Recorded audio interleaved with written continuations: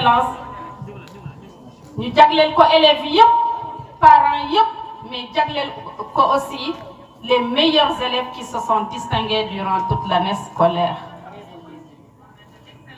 À nos vaillantes mamans aussi les vendeuses ngeen xam ne chaque jour yéen a ngi fii ak ñun di jaay xale yi ñuy ndékki di goûter chaque jour te tàyyiwu leen ci benn yoon di jaay lekk bu sell suñu doom yi te dara jotu leen kon yéen it ñoo ngi leen di sant di leen di gërëm.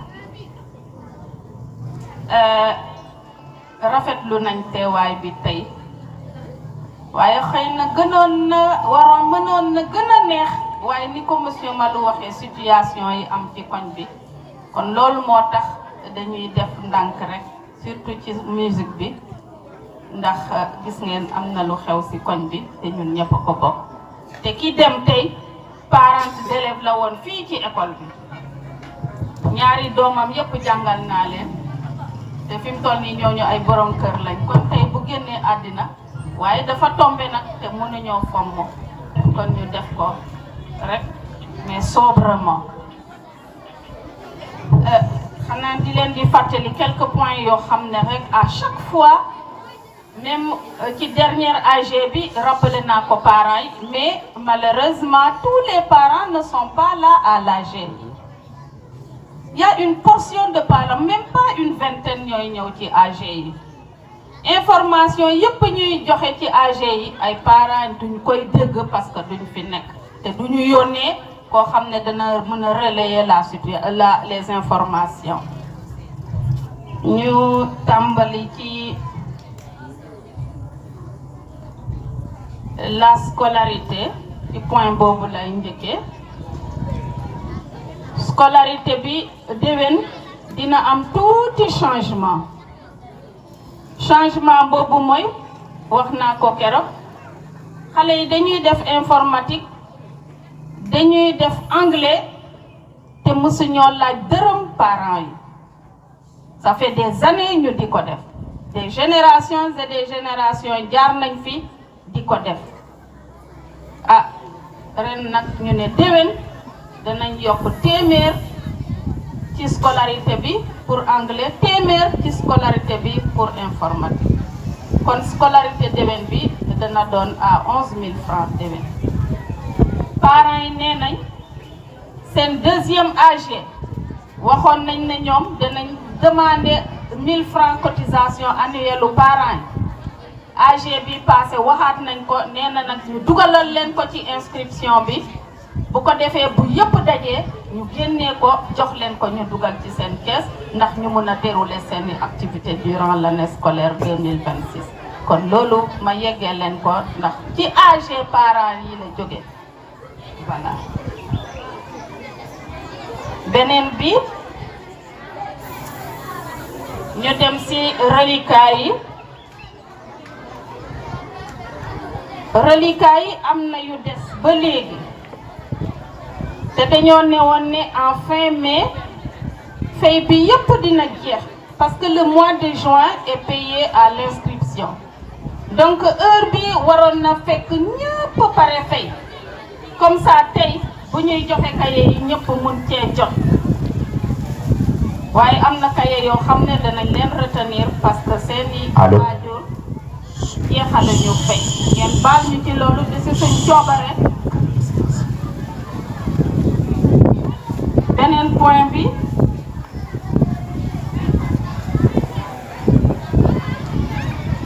mooy le port des blouses. Les enfants, ça vous concerne, mais ça concerne aussi vos parents. Il y a des élèves qui ne portent jamais leur blouse à l'école.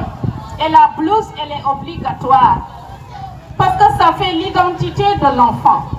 xale bi fu mu nekk ci biir Sokone sol blouse am danañ mën a xàmmee ràññee ko ni kii élève bu école Sainte-Thérèse la mais am na waajur yoo xam ne ngeen baal ma su xale yi di jàng si duñu xool ndax sol nañ seen blouse ou pas loolu ñu del si waat ñaaxaat parents yi surtout yaay yi bu xale yi di jàng si école ngeen xool lan la xale bi sol ndax blouse bi tegu na ci kawam ndax ay bagage am yëpp yor na ko pour mën a jàng aisément kon loolu aussi ñoo ngi ciy ñaax parents.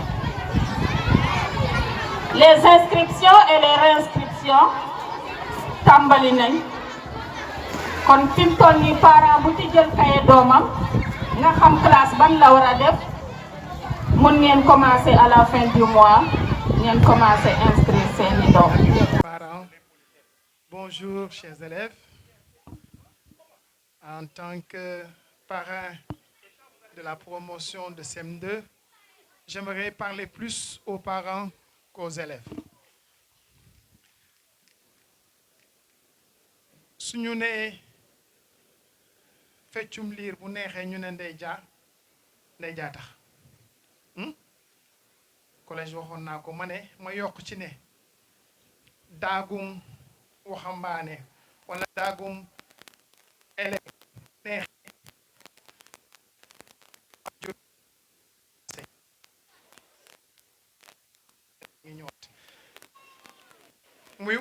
muy seede li may wax kon bu ñu waxee. Chers parents, écoutons attentivement les conseils d'un homme sage. Cet homme peut être à chacun d'entre vous, laboureur, parent, enseignant, voire éducateur qui prépare l'avenir de ses enfants.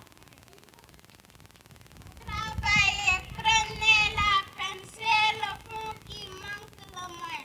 Un riche laboureur s'entend sa mort prochaine. Fit venir ses enfants leur parla sans témoin. C'est moi TikTok qui offre aux utilisateurs la possibilité de trouver des vidéos, mais sachez comment m'utiliser. C'est moi Play Store qui permet aux utilisateurs de télécharger des applications. WhatsApp qui facilite aux utilisateurs la communication. Je suis là pour semer la vie sociale. Google, le plus important de l'Internet. Nous exprimons notre profonde gratitude. Merci pour tous les sacrifices consentis pour notre éducation. Nous vous serons éternellement reconnaissants. Que le Tout-Puissant vous donne longue vie, pleine de santé, de tout cœur. Nous vous disons merci, merci, merci. di nuyu bu baax madame la directrice vet ñu lay ziar bu baax di la nuyu di nuyu le curé di nuyu bu baax les élèves di nuyu ñëpp monsieur Ismaïla Kébé élève la woon fii Sokone yàlla dogal mu nekk cadre nekk responsable passif à Sokone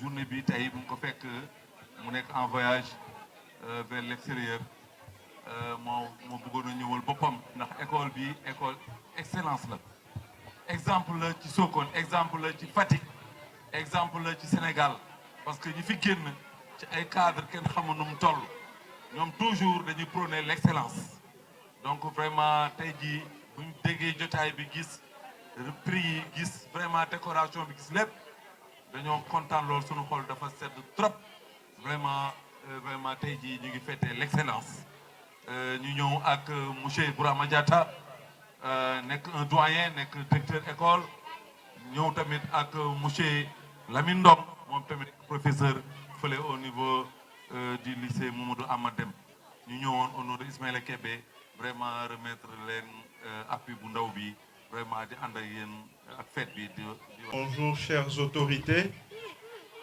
bonjour chers élèves.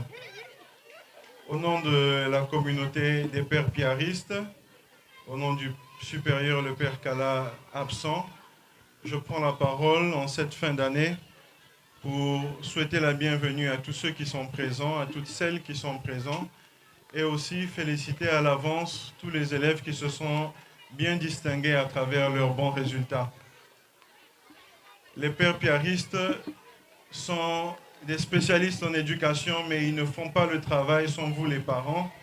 C'est pour ça que nous sommes présents et main dans la main, nous continuons à marcher en avant vers cette mission éducative qui nous est confiée.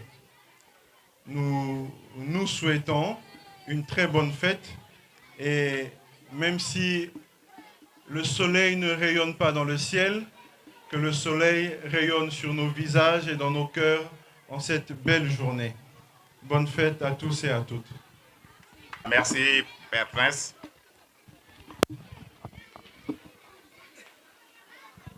Mesdames et messieurs, chers membres, chers parents, chers élèves, honorables invités, c'est avec un immense plaisir que je prends la parole devant vous aujourd'hui en tant que représentante de l'association des parents d'élèves de Sokone. Notre association, comme vous le savez, est un pilier de la vie scolaire, un espace de dialogue et de collaboration entre les parents, les enseignants et la direction de l'établissement. Je tiens tout d'abord à saluer l'ensemble de la communauté éducative, enseignants, personnel, administratif et technique, pour leur dévouement sans faille au service de nos enfants. Leur engagement est essentiel pour garantir un cadre d'apprentissage de qualité et un épanouissement personnel de chaque élève.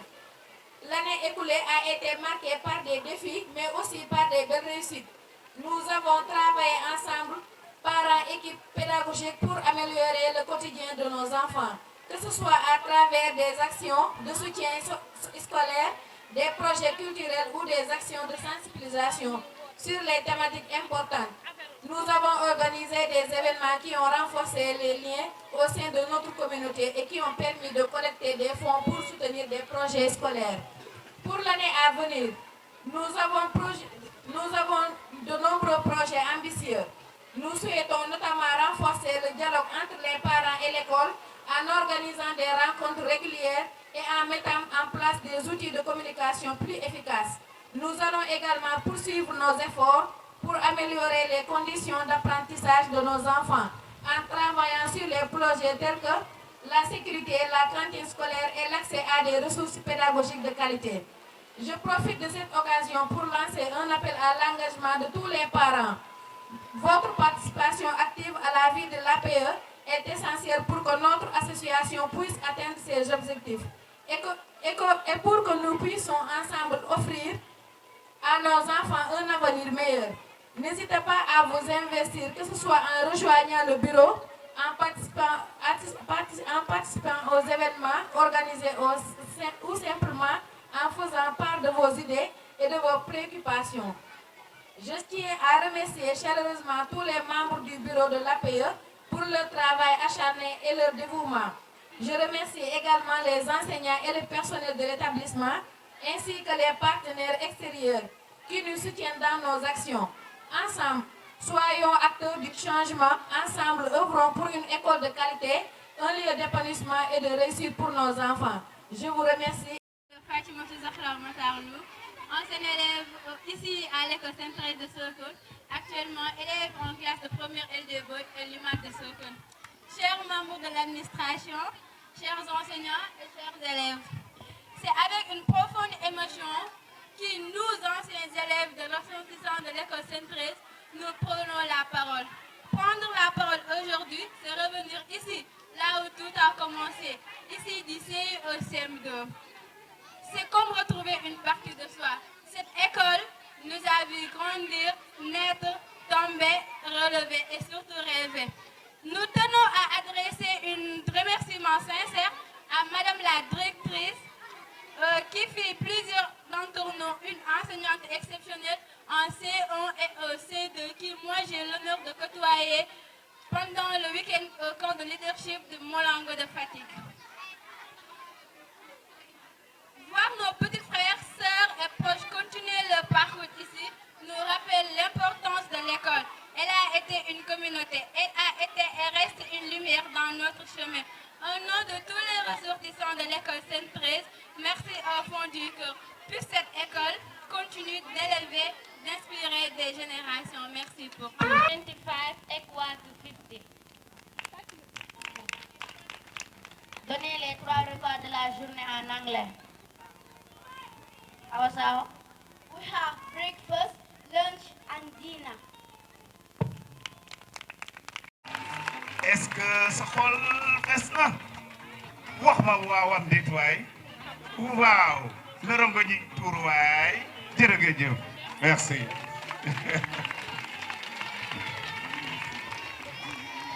monsieur Étienne Sène seen nii la de waaw waaw ñu ne li yaa ko moom yaa ko liggéey voilà nee na jërë ngeen jëf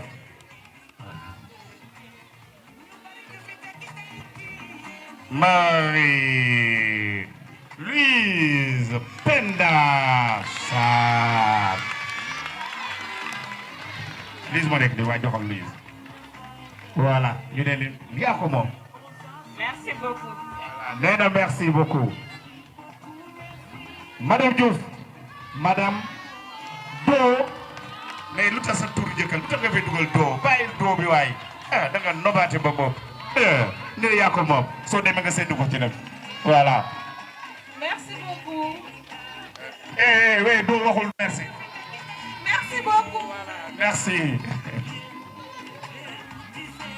Ah, padre, ñu ne yaa moom li de te yow sol nga lu weex nag moom xaw ma nag voilà voilà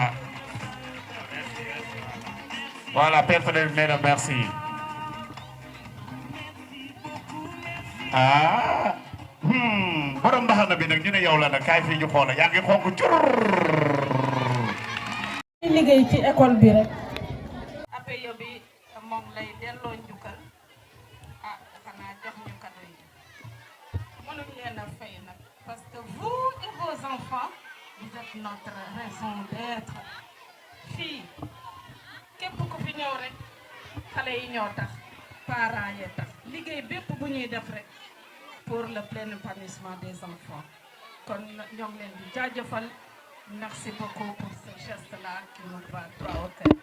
jërë ngeen jëf rafet na yal nañ yàgg di ko joxe wante ah ngeen yàgg di ko defal enseignant yi ñu ne ñuy yàgg di leen di éduquer seen doom yi di leen di jàngal kon jaajëf. dafa nekk loo xam ne dafa dëggu ci man école Sainte-Thérèse dafa nekk école boo xam ne excellence lay wone. Excellence la wone loolu wane na ko sur résultat am chaque fois su ñu defee examen seen résultat au CV à l'entrée en sixième dafay nekk résultat boo xam ne seen pourcentage dafay baax de loolu day tax ñun inspecteurs yi suñu def seen pourcentage day booster le pourcentage du département de Foundiougne te loolu dafa am solo donc moom moo tax mu ne leen cadre bu ñu am ak séeréer bu ñu am si liggéey. damay ñaan parents yi leen jàppale ci loolu tout parent qui amène son élève ici je sais que l'élève reçoit de bons enseignements l'élève reçoit au moins un encadrement parce que man chaque fois damay ñëw école bi di nemmee ko enseignants yi su ñuy def cellule d'animation pédagogique damay soxla chaque fois ma def pexe pour que enseignant s'intéresse teel a jël prestation c'est parce que début d'année ñoom ñoo nekk école yoo xam ne dañuy teel a pare pour délivrer seen enseignement en temps normal donc conditions yooyu permettre de chaque fois suñu def animation moo bëgg un enseignant s'intéresse soit la première parce que ñoom le cadre est là et prennent vraiment toutes les dispositions pour commencer à temps leurs enseignements loolu c'est un honneur et je le dis toujours moi je suis un produit du privé parce que j'ai enseigné dans le privé à Dakar donc loolu moo tax su may ñëw Sainte-Thérèse le climat la décoration dans les salles de classe je l'ai pas dit ça m'a toujours enchanté parce que loolu day tax élève bi nekk dans un environnement propice pour ses enseignements te loolu nag dafa rafet parce que chaque fois les dames les collègues qui sont là ils tiennent à mettre un climat serein dans leur école décorer leur salle de classe vraiment qui fait que l'enfant est dans un cadre enchanteur qui lui permet de travailler loolu dafa am solo aussi enseignement donc loolu moo tax ma ne leen parents Sainte-Thérèse yi et gunge leen seen enseignants yi jàppale leen suñu nekkee comme curé l'a dit c'est parce que soo leen jàppale ils sont là pour vous faire de bons résultats et tous ensemble filles et garçons hommes et femmes œuvrent n'est-ce pas pour ça loolu dem le privé c'est l'excellence il ne pense qu'au résultat donc jàppale leen pour que loolu mën a jëm kanam merci c'est ça que j'avais à dire merci la directrice.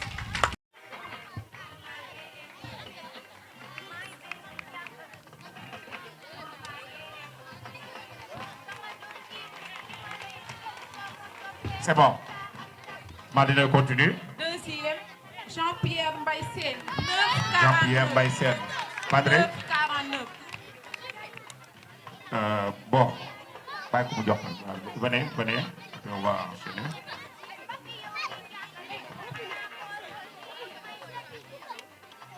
Jean-Pierre Mbaïsé.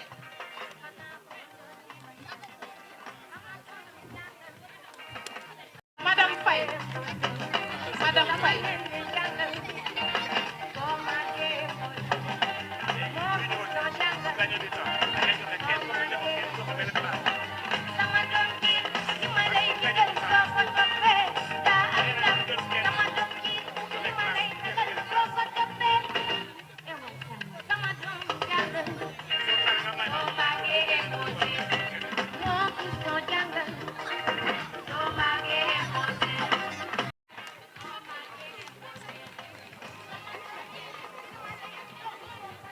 Troisième, Abdoulaye Junior Diatta. Abdoulaye Junior Diatta, 9,42. Père Prince, principal du collège Calassane Pissoko. Il est parti. Voilà, parlez de CI, première, Elisabeth Tombon Diatta, 9,56. Elisabeth Tombon Diatta, 9,56.